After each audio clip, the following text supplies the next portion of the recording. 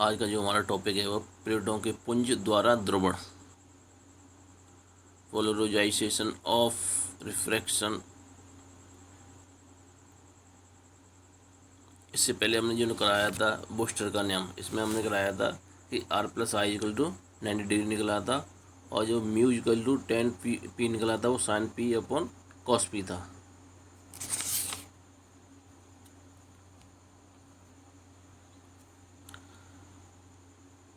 प्लेटों के पुंज द्वारा द्रवण, जब सादा प्रकाश कांच की एक प्लेट की ऊपरी सतह पर द्रवण कोण P पर आपतित होता है तो इसका एक छोटा भाग परावर्तित होता है तथा एक बड़ा भाग अपवर्तित होता है। परावर्तित प्रकाश पूर्णतया समतल ध्रुवित प्रकाश स्रोत होता है। इसके कंपन आपतन तल के लंबवत होते हैं तथा अपवर्तित प्रकाश आंशिक रूप से समतल ध्रुवित होता है। इससे कंपन आपतन तल में व आपतन तल के लंबवत तल में होते हैं। यह अपवर्तित प्रकाश प्लेट की निचली सतह पर कोण R पर आपतित होता है, जहां R ऊपरी सतह पर अपवर्तन कोण है। पुनः इस सतह से परावर्तित प्रकाश पूर्णतः समतल ध्रुवित प्रकाश होता है तथा कंपन आपतन तल के लंबवत होते हैं, जबकि वायु में अपवर्तित किरण आंशिक रूप से समतल ध्रुवित होती है।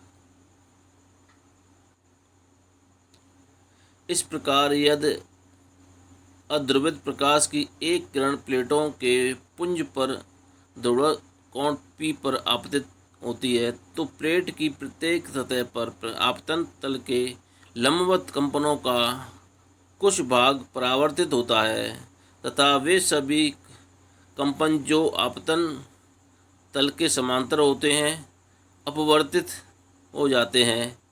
इसका परिणाम यह होता है कि अपवर्तित किरण में लंबवत कंपन होते। यह प्रक्रिया निरंतर चलती रहती है तथा प्लेटों की अच्छी संख्या से निर्गत प्रकाश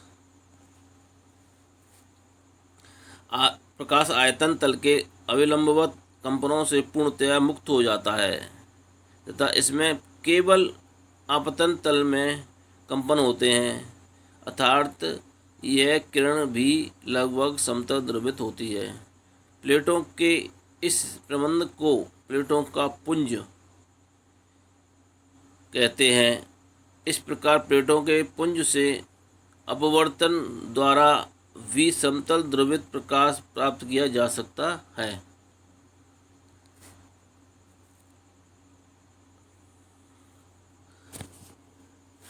नेक्स्ट जो हेडिंग हमारी द्विअपवर्तक क्रिस्टल व द्विअपवर्तन,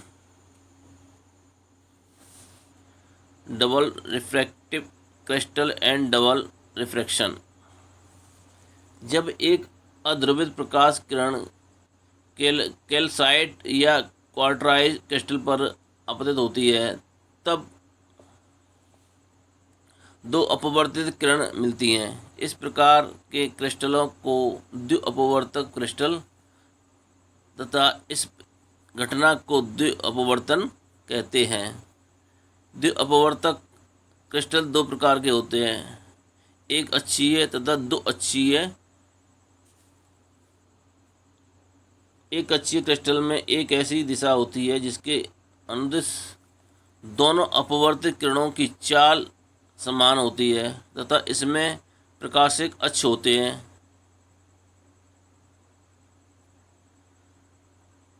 कैल्साइट, क्वार्टराइज व टूरमिलीन एक अक्षीय क्रिस्टल के उदाहरण हैं। दो अक्षीय क्रिस्टल में दो प्रकाशिक अक्ष होती हैं।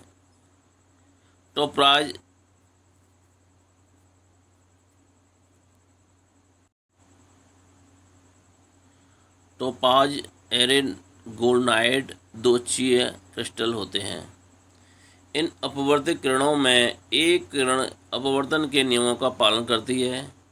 इस किरण को साधारण किरण कहते हैं। दूसरी अपवर्तित किरण अपवर्तन के नियमों का पालन नहीं करती है तथा क्रिस्टल में विभिन्न दिशाओं में विभिन्न चालों से चलती रहती है। अतः इस किरण को असाधारण किरण कहते हैं। साधारण किरण के लिए अपवर्तनांक μ0 = μI/μr1 व असाधारण किरण के लिए अपवर्तनांक μe = sin I/sin या R1 व R2 क्रमशः O किरण व E किरण के अपवर्तन कोण है। साधारण किरण के लिए अपवर्तनांक स्थिर होता है क्योंकि यह अपवर्तन नियमों का पालन करती है, जबकि ई किरण के लिए अपवर्तनांक परिवर्तित होता रहता है क्योंकि यह अपवर्तन के नियम का पालन नहीं करती है। इस घटना को देखने के लिए एक बिंदु स्रोत से संकीर्ण प्रकाश पुंजों कैल्साइट या आइसलैंड स्पार से गुजारते हैं तो पर्दे पर दो प्रतिबिंब प्राप्त होते हैं, जैसा कि चित्र में दिखाई दे रहा है।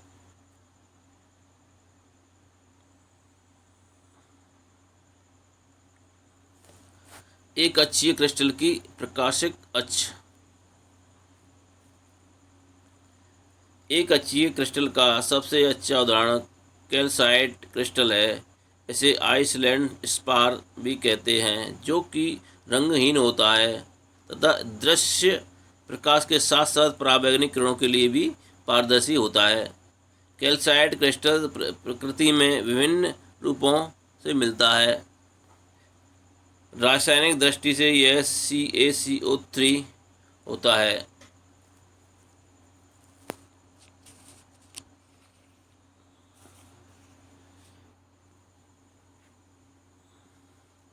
इन सभी का स्वरूप एक समांतर षट्भुज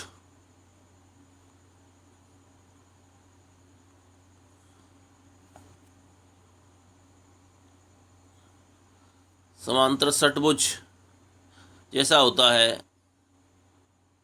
इस क्रिस्टल के 6 फलकों में प्रत्येक फलक पर एक समांतर चतुर्भुज होता है।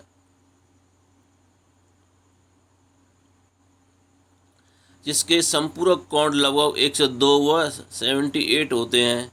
इस षटफलक के 2 अभिमुख कोने A व G पर 3 अधिक कोण मिलते हैं। इन्हें क्रिस्टल के कुंडित कोने कहते हैं। किसी भी एक कुंडित कोने से गुजरने वाला या वाली वह रेखा जो इस कोने पर मिलने वाले तीनों फलकों के बराबर कोण बनाती है, क्रिस्टल की प्रकाशिक अक्ष अथवा क्रिस्टलीय अक्ष कहलाती है। प्रकाशिक अक्ष एक दिशा है, रेखा नहीं है।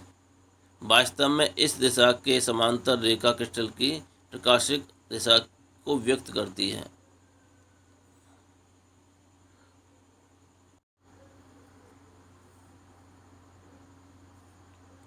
क्रिस्टल का मुख्य परिच्छेद व मुख्य तल। क्रिस्टल की प्रकाशिक अक्ष से होकर जाने वाला वह तल जो क्रिस्टल के 2 अभिमुख पलकों या अपोजिट फेस के लंबवत होता है, क्रिस्टल का मुख्य परिच्छेद कहलाता है। मुख्य परिच्छेद कैल्साइट क्रिस्टल को हमेशा एक समांतर चतुर्भुज में काटता है, जिसके कोण 109 व 71 होते हैं।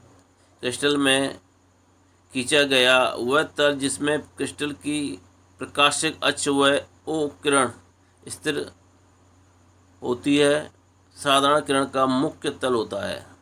इसी प्रकार क्रिस्टल में खींचा गया वह तल जिसमें क्रिस्टल की प्रकाशिक अक्ष व असाधारण किरण स्थित होती है, असाधारण किरण का मुख्य तल होता है। सामान्यतः दोनों तल संपाती नहीं होते हैं। यह पाया गया कि साधारण व असाधारण किरणें समता ध्रुवित होती हैं। O किरण के कंपन क्रिस्टल के मुख्य परिच्छेद के लंबवत होते हैं, जबकि ई किरण के कंपन क्रिस्टल के मुख्य परिच्छेद में होते हैं। दोनों किरणें समता ध्रुवित होती हैं तथा इनके कंपन एक दूसरे से समकोण पर लंबवत होते हैं।